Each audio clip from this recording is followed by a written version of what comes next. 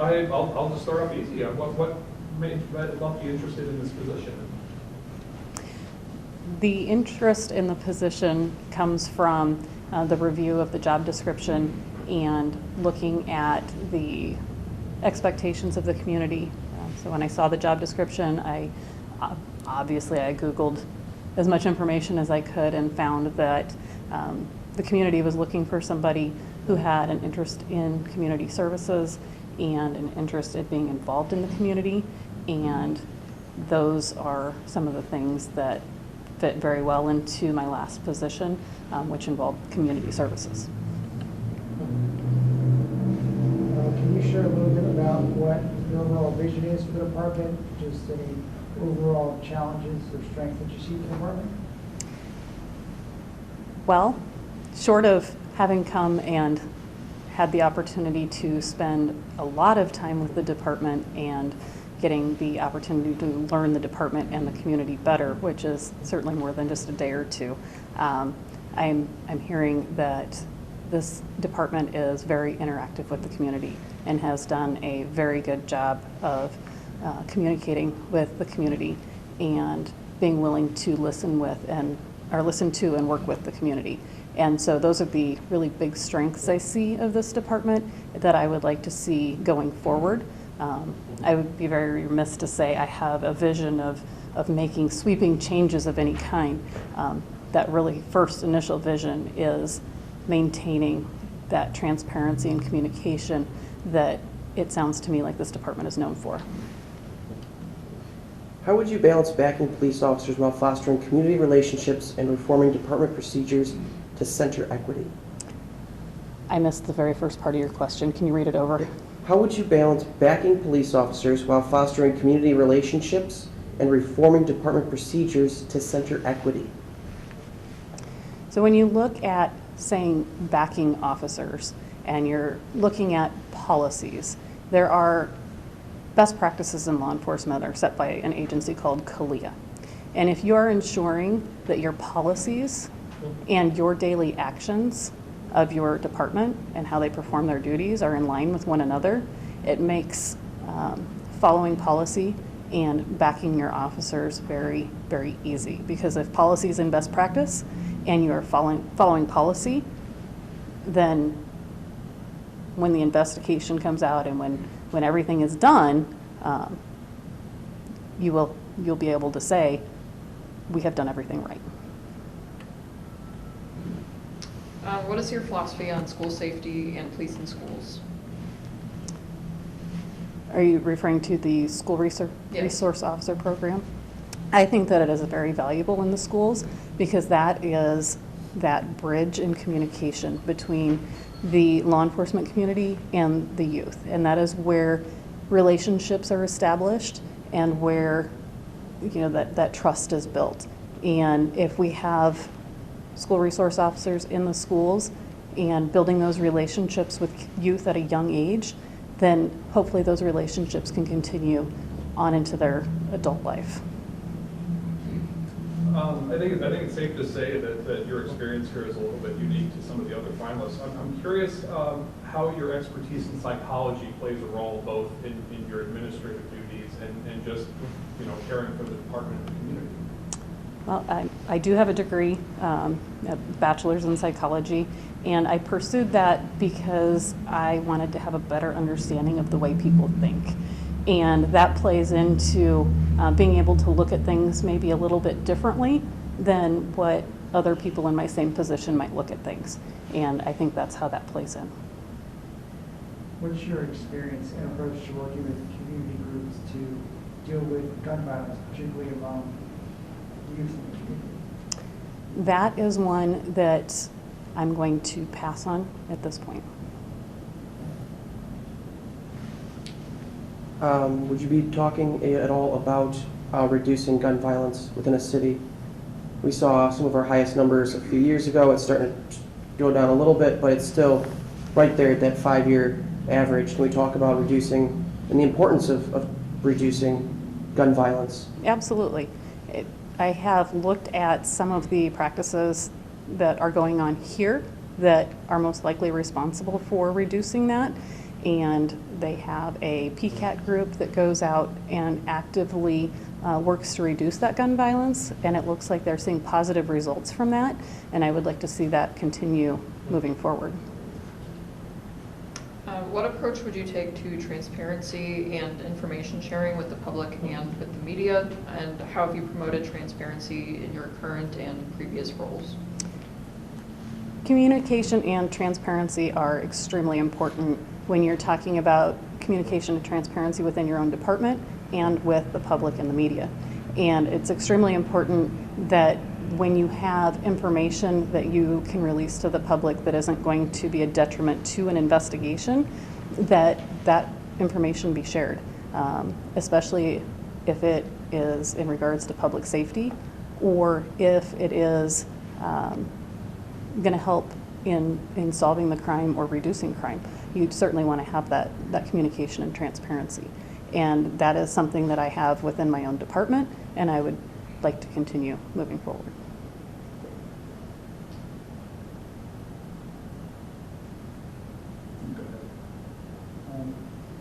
What is it about Cedar Rapids that makes it an attractive city for you in terms of wanting to be the next leader of the Cedar Rapids Police Department? So I am an Iowa native. I have family here. I have friends here. I have an vested interest in seeing positive things happen here in Iowa. And Cedar Rapids, like I described earlier, when I was reviewing the job description as to what was being looked for the next chief here, that is what really attracted me, is that positive interaction between the community and the police department, and seeing that move forward. You're going from a sheriff's department to a police department. Is there any difference there that you feel would be a big change in your role as a peace officer? Not particularly. The sheriff's office that I work for does not have a jail, so we don't have jail responsibilities. We are more a full-service law enforcement agency, but not jail, which is what a lot of people tend to think of with sheriff's offices. So not a lot of change. I mean, since you've talked a little bit about community services, how do you envision your prior experience in that contributing to, bringing even more of a community policing approach to Cedar Rapids?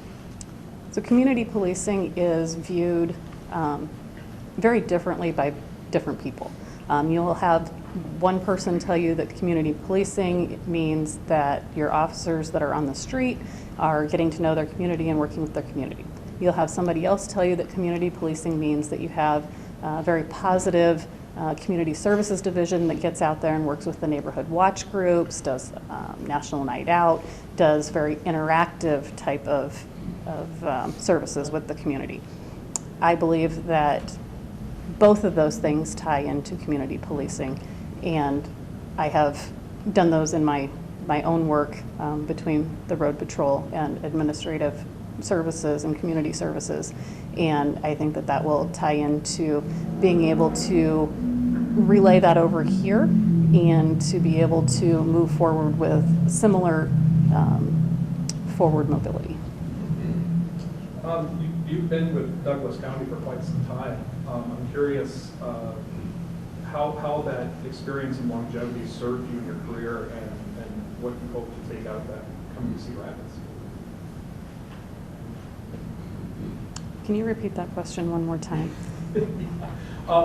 You've been in the same position for quite some time. Obviously, you've chosen to stay there, I assume. Now you're considering leaving. I'm wondering what has led you to make that jump, and what you take from being with the department for so long. Well, being in one place for that long has really given me a feel for liking that little bit of consistency, and so I am looking for somewhere that I can finish my career.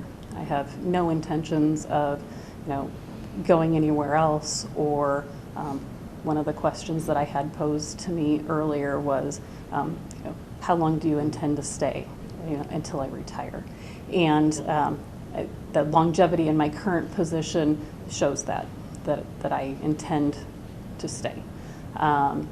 And I have chosen to make that leap, or attempt to make that leap, because I am looking for an agency that I feel offers me growth, and I offer something too as well. And I believe that Cedar Rapids is that place.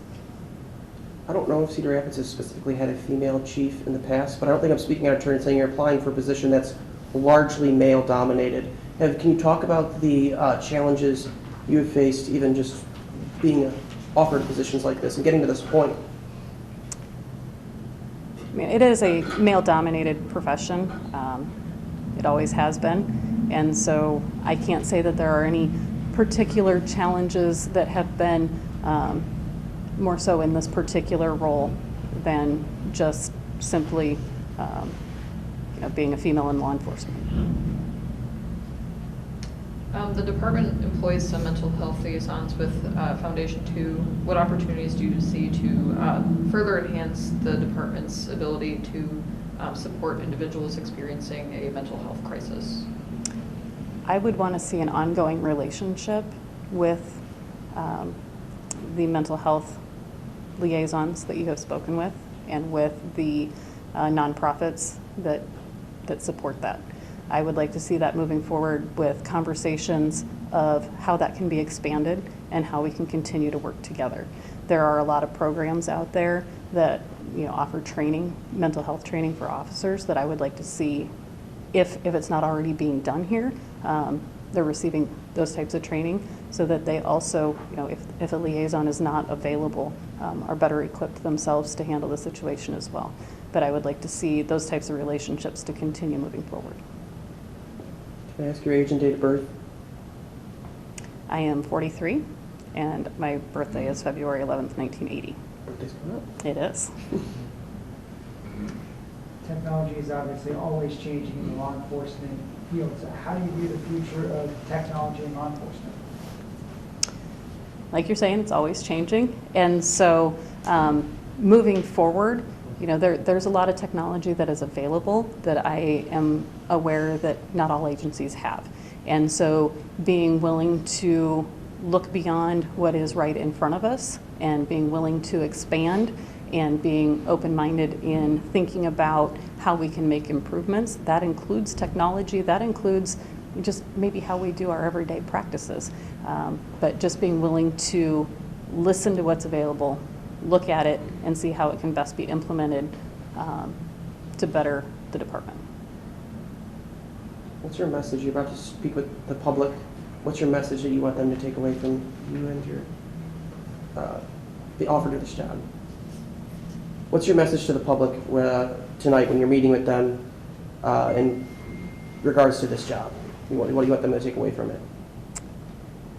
That I'm very honored for the opportunity to be here, that I am very honored to be considered for this position, and that I believe that this is a very great community and very great things can be done here, and that I hope that I can be a part of that, and moving forward with the collaborations between the department and the community, and just making improvements within the department and the services to the city.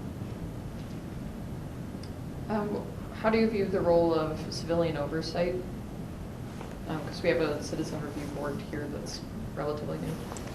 So my understanding of the Citizens Review Board here is that they have a very positive relationship with the police department in reviewing different items within the department, whether that's internal affairs or reports that they review, and that their feedback on some of that information is critical in really educating our department about what the public thinks, as well as their understanding of how the department works. And so I view those review boards as very critical in information sharing and coming to a mutual understanding between the members of that board and their communities that they represent and the police department. Great. Can you take a couple minutes to share what your overall vision is and what opportunities and challenges you see for the Cedar Rapids Police Department? I think my overall vision for the police department and for the community is just to keep the community safe. You know, one of my top priorities in coming here would be ensuring public safety, reducing violent crime, and officer wellness and transparency as well. So those are kind of 3 priorities that I would have. And then, I'm sorry, what was the other part of your question? What opportunities and challenges do you see in the department? I think it's a tremendous opportunity, you know, having the chance to maybe bring some experience from another agency into a community like Cedar Rapids. Where I'm from in Springfield is very similar, I think, to Cedar Rapids. And so, you know, I anticipate some challenges in just, you know, coming in as an outsider, so to speak.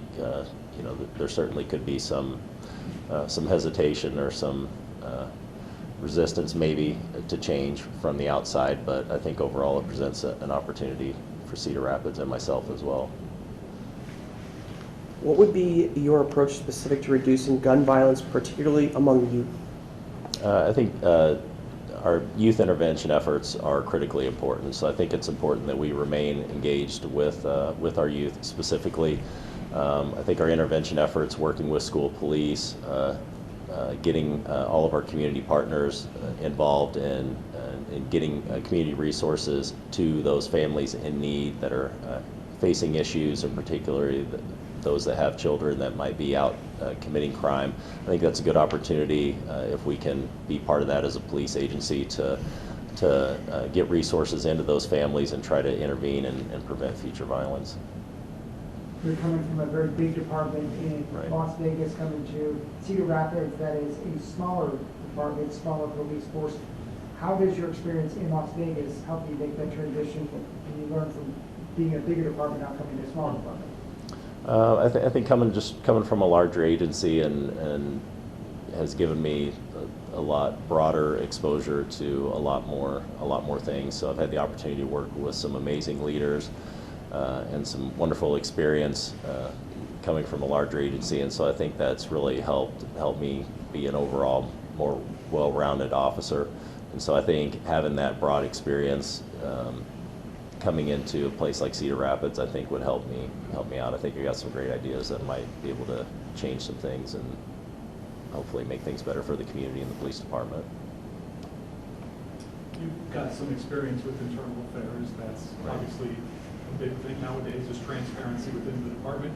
What do you think that adds for you when you're thinking of taking over a department, when it comes to not only transparency but engagement with the community? I think transparency is of the utmost importance. If we're not transparent, then that breeds distrust and you know, maybe in some cases resentment with the community. So I think it's important, even when we make a mistake, it's important to own up to that. I think it's important that, for example, showing body-worn camera when we can, providing updates, keeping the community updated, and things of that nature. But transparency, I think overall is a benefit. It's a benefit to the officers and certainly a benefit to the community in building that community trust with the police department. What is it about this department specifically that interests you? I think one thing that attracted me is I think Cedar Rapids is very similar to where I come from in Springfield. So I consider myself maybe Midwest at heart. So as I kind of started looking around the country and saw the opportunity to come to Cedar Rapids, I think that was one thing that was attractive to me. It was very similar to, I think, from where I'm from originally, and so I think it was just a good opportunity to kind of come back to the Midwest and an opportunity to raise my kids in a little bit different environment than Las Vegas, and so. How would you balance supporting police officers while fostering community relationships and centering equity in the department's procedures? What was the first part of that? I'm sorry. How would you balance supporting police officers while fostering community relationships and centering equity? I think it's important. Officer wellness is important, so I think it's important that we're taking care of our officers in every way that we can. But in terms of, I think most officers agree with transparency. They want transparency. They want to build that relationship with the community. So I think just being open and honest and transparent with both the officers and the community, I think builds that mutual trust and that mutual respect. And I think overall that is a positive for the officers. What's your philosophy on school safety and police in schools, SROs? I'm supportive of it. I think it's important to have, especially the youth, if they can interact in a positive way with police at a younger age. I think that pays dividends in the long run. It's also important to have officers in schools immediately. That way we can share information and get ahead of any potential problems that might be developing at school. Sometimes things happen at school that we don't know about, and it kind of festers out into the neighborhoods over the summer breaks or on the weekends or in the evening hours. And so having that open communication with school police is critical, and making sure that they have a positive interaction with the police at an early age, I think, again, pays long-term dividends. Cedar Rapids Police employ mental health liaisons with Foundation 2. So what opportunities do you see to enhance the department's preparedness to support individuals who are experiencing mental health crises? I think it's critical that we work with all of our community partners, especially those that specialize in mental health issues or mental illness. A lot of homelessness, for example, is tied to not only substance abuse but mental illness, and so as a quality of life issue, for example, with homeless, if we can get resources, community resources to those people in need, I think it improves the overall quality of life within the community. And so it's important that we have trained professionals that know how to interact and deal with people in crisis, and so that hopefully it doesn't lead to a use of force, for example, or prolonged an arrest. It's obviously a problem that you can't arrest your way out of with mental illness, so we really need to do our part to kind of foster that link between the community resources and those in need. Age and date of birth? 49. Date of birth 9/10/74. What are your experiences and results working with technology to maximize policing, whether that's automated traffic enforcement cameras or body-worn cameras? I think technology is critical. We're never going to have enough officers to effectively police a city without the use of technology, and so technology such as body-worn cameras is critical for transparency. Other technology that's out there available, for example, can help with traffic enforcement. There's a variety of technologies out there that can identify specific trends and specific violations and patterns in particular locations that can see the data and analyze it better than an officer can. So I think if we embrace technology, that'll greatly aid our ability to keep the community safe. You ever been to Cedar Rapids before? I have not. What did you, I guess, do with the city manager and the city, to go around the police department, or what exactly was the day like for you meeting with them? The process, so we had 5 separate interview panels that we met with, and then I believe we'll be going to the police department after this. So just from a variety of community groups and community leaders. Had the opportunity to ask questions and hear from me. What's the message that you want to give the Cedar Rapids community as they get a chance to meet you today? I would just say that the message I would give that if I were to come to Cedar Rapids, again, my top priorities would be to keep the community safe, prevention and reduction of violent crime, transparency, and officer wellness. So those are kind of my 3 main focus areas immediately. Anything else? What role do you believe civilian oversight has in policing? Because we have a recently adopted Citizens Review Board here. So I'm supportive of that. We have a Citizens Review Board in Las Vegas. I have a great working relationship with them. I think it's important to have, in building trust and transparency, it's important to have that oversight and have and be able to receive input and have the community give them another option to have somebody hear their grievance or an issue that they might have with the police department, and have somebody that can bring those issues to the department. And I know we talked a little about transparency already, but what role do you see the media having in that process, and what sort of relationships would you hope to have with local media when incidents arise? Well, I'd hope to have a positive interaction with the media. I think the media is critical to transparency, is critical to us getting our message out to the community and sharing information. And so the use of social media and traditional media as well, I think is vital to any amount of transparency that you're going to have. And again, it's a tremendous resource for police. I mean, it's a great way for us to leverage our messaging and get our messaging out to the community and hopefully improve community relations.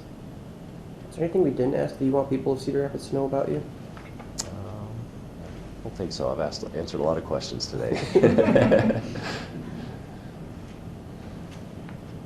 working. Yeah. You have 4 minutes if you still want to use it, otherwise we'll enter. What are you most looking forward to about meeting and going to the police department this evening? I think it's just an opportunity to meet some of the officers and learn a little bit, continue to learn a little bit more about the city and the various community groups that we have here in Cedar Rapids. So. Last question. How would your approach, would it be similar to the approach you've taken in Las Vegas as a police captain?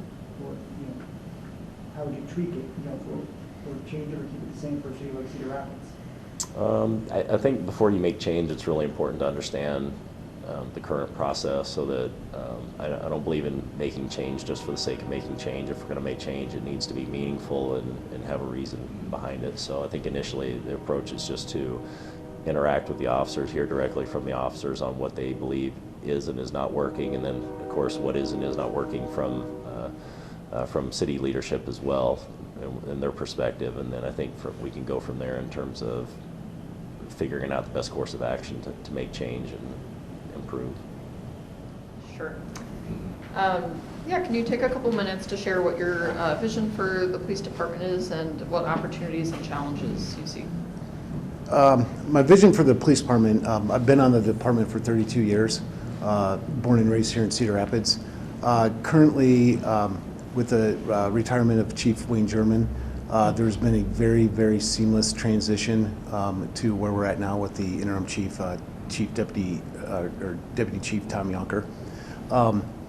Right now, I think the challenge is I want to continue what we're doing. I think we're moving in a great path right now. There are some areas where I would like to improve, tweak a little bit at the department. But right now, I definitely want to continue on with what we've been doing, and I want to expand our community engagement or community involvement with the police department.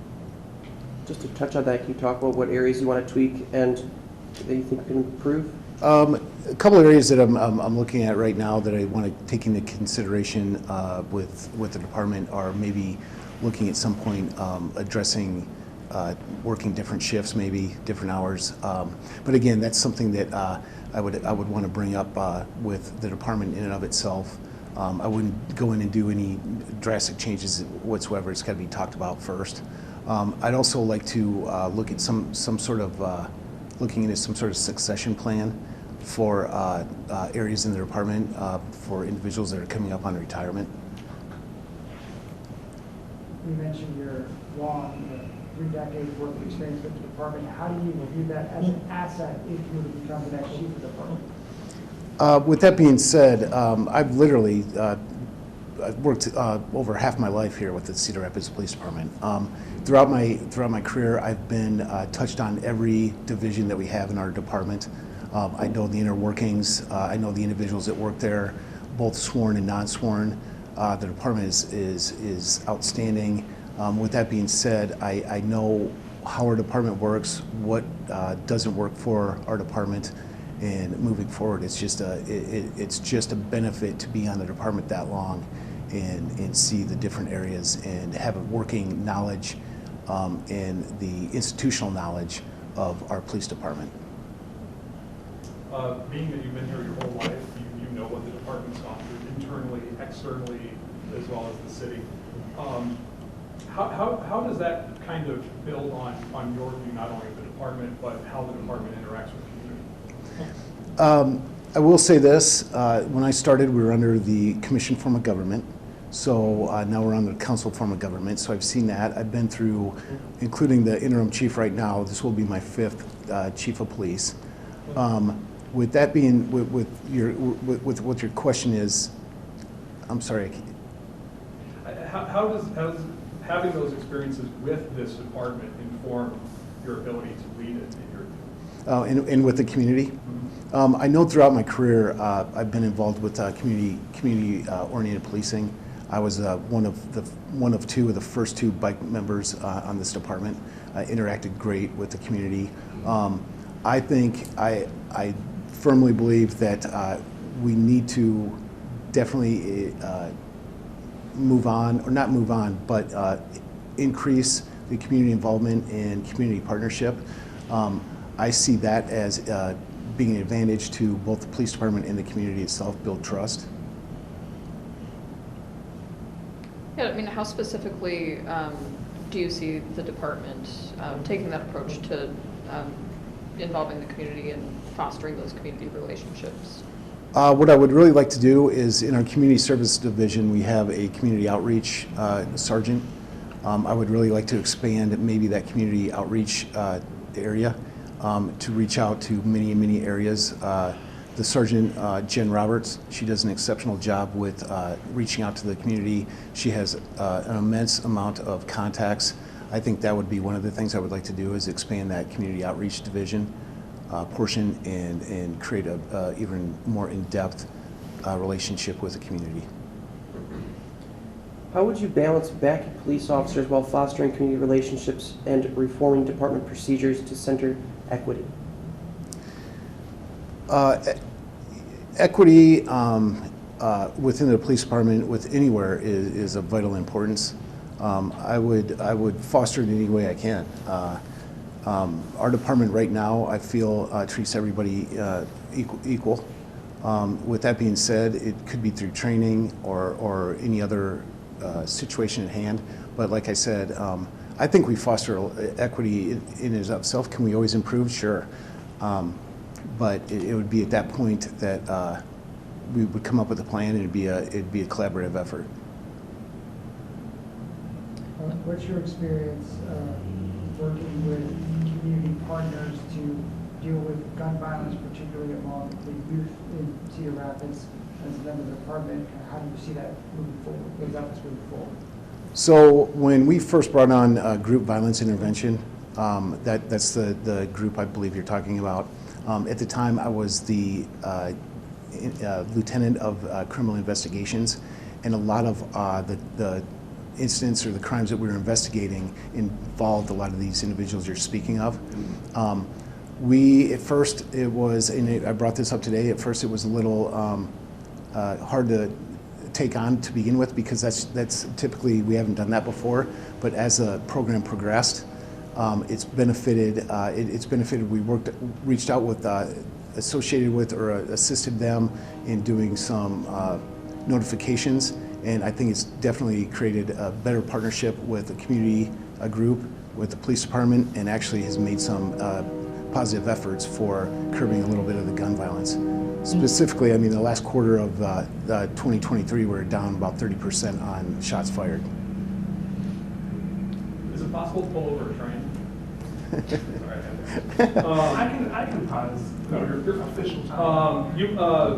It's nice to talk to somebody who's been in their place of work longer than me for a change. I wonder though, you've seen a lot of change within not just this department, but policing as a whole. Has that kind of evolved your sense of policing in terms of learning that, sometimes things that we're used to, sometimes things that we think were right and always right, sometimes we need to consider changing? No, I absolutely agree with you.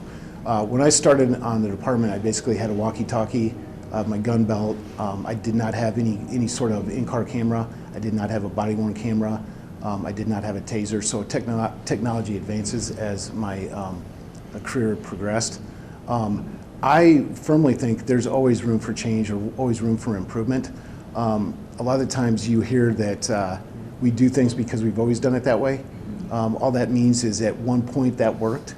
It doesn't mean it works for everything. So I'm always open to any improvement, anything that will make a little bit easier for any officer that's working the street or anybody at the police department, non-sworn or sworn or non-sworn. What is your philosophy on school safety and police in schools? My philosophy is schools, especially in nowadays, are an area that definitely need attention and for safety reasons. I think it's absolutely great that we have school resource officers in our schools. At one point, I would like to get them back into the middle schools. I firmly believe that that interaction is a positive thing with students in the police department. I also firmly believe that they're needed in this middle school because sometimes I believe that that's where you need to reach out to people before they get to high school and make a positive impact. What approach would you take to transparency and information sharing with the public and with the media? And how have you promoted transparency in your current/previous departments? Transparency with the media and with the police department is absolutely a necessity. It quashes rumors. It gets information out to the public on an event that's taking place. The other thing is we have, if there's an investigation going on at the time, there are certain things that we need to hold close to our vest, so we cannot release all the information. Plus, that's based on the integrity of the case at hand, and also the protection of any constitutional rights of individuals involved, be it a victim, a suspect, or even an officer. But I think it is something that we can work on definitely and assist the media. Mental health, I know it's been an issue and initiative. Several departments across the country, including Cedar Rapids, have really taken up in just the last couple of years. So what do you think the department can do to be better prepared to support individuals who are dealing with a mental health issue? We have an outstanding mental health unit that we partnership with Foundation 2, and going out into the public, into the community, and assisting any of those individuals any way we can. It's been a great resource to have with our department, and it has helped out, provided resources to those individuals that may be battling a mental crisis. So I would like to expand it and keep it going. That's a very good aspect that we now have at the police department that we didn't have in the past. What role do you see civilian oversight having in the police department, as the Citizen Review Board continues to kind of get off the ground? I firmly support the Citizen Review Board. I think that's a great way to show trust with the community. They do right now review some of the complaints that we have. They review data. I think it's just one way to continue partnership with the Citizen Review Board or the community and not have anything to hide from the community. What is your age and date of birth? I am 56, and my date of birth is 9/15 in 1967. Obviously, you were born and raised here, but being with the department for as long as you have been, what's the interest in this position now? Born and raised here in Cedar Rapids, like I said, I have a strong tie to the community. I grew up in a family-owned business. It was Dostal Catering Service. We provided a service to the surrounding area, including Cedar Rapids and abroad. With that being said, I have strong ties to the community. This is where I was born. This is where I was raised. This is where I worked. This is where I live. And this is where I plan on staying. This is where I'm going to stay after I retire. This is my home. That is why I want to continue on. The men and women of the police department, sworn and non-sworn, are excellent individuals to work with. I'm proud of the department. I'm proud of the people I work with, and I want to, just do this for them and for myself and for them. What would you say is, in your 32 years plus here, what would you say personally is your biggest accomplishment professionally? I would say that I've had the opportunity to just my career progression throughout the 32 years. I started out as a patrol officer. I took on added duties and responsibilities. I trained individuals that came out of the academy. I earned the rank of sergeant. Had multiple opportunities there to work with the federal system in working drug cases. Upon getting promoted to lieutenant, I was able to work really closely with the county attorney, probably more closely than before.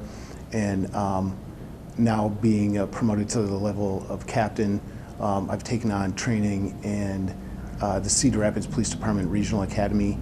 Just that in and of itself is rewarding. The fact that I had the ability and the opportunity and I succeeded in progressing through my career through the ranks. As you get to meet with the community tonight, interact with the community, what's the main message that you want to give them? What do you want them to take away from meeting you? I just want them to know that I'm approachable. I'm willing to listen. I'm willing to talk. It's about communication. I firmly believe that communication obviously goes both ways. And I just want to be open, be introduced to everybody, talk, and just know that I'm not only a officer or a police officer, but I'm also a person.